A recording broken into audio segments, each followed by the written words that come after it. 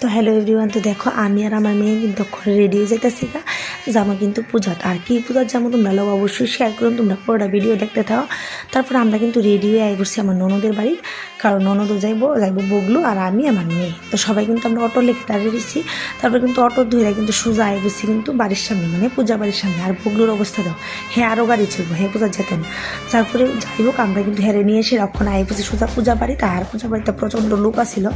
তো তারপরে এখন আমরা বাড়িতে তারালেও কিন্তু কথা টথা করে যখন যাবো ঠাকুর নমস্কার করতাম। আর রয়েছে গন্ধেশ্বরী মা, আর এই প্রথম কিন্তু আমি দেখছি, দেখে কিন্তু খুব ভালো লাগছে।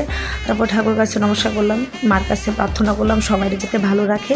তারপরে কিন্তু আমরা ঘরে চাটা খাইয়ে গেছি, এদিকে ডান্স করতাম, সবাই কিন্তু নাচতেছে, আমরাও ডাক দিছে। তো তারপরে এত সুন্দর আরতি হইতেছে আর সবাই নাচ দেখে আমিও আর পারলাম না। তারপরে আমিও একটু নাচলাম, আর যার কাছে মোবাইলটা দিচ্ছিলাম ভিডিও করতে, হ্যাঁ আমার বাদে সবাই কিন্তু ভিডিও করছে। তো যাই হোক এদিকে কিন্তু আমরা নাচাটা চাইছিলাম একটু রাস্তার মধ্যে, আর এদিকে আয়া সেটা দিয়ে বাজি ফাটাইতেছে আর খুব সুন্দর লাগতেছে দেখে। তো তাহলে একটু ভিডিও করে নিলাম। তারপরে কিন্তু আমরা দিয়ে গেছি গা সোজা খাওয়ার টেবিলে, রাত বাজে তখন 10টা। যদি না বইতাম অক্ষর তাহলে প্রচণ্ড ভিড় হইল। তো তাহলে কিন্তু গিয়ে বইয়া গেছি গা। আর কী খাওয়াইছে তোমরা অবশ্যই পরের একটা ভিডিওর মধ্যে শেয়ার করুম। আর এখন আমরা খাওয়া দাওয়া করে যেতেছি গা বাড়ি। তো ভিডিওটা কেমন লাগছে অবশ্যই কমেন্টে জানাবা। টাটা।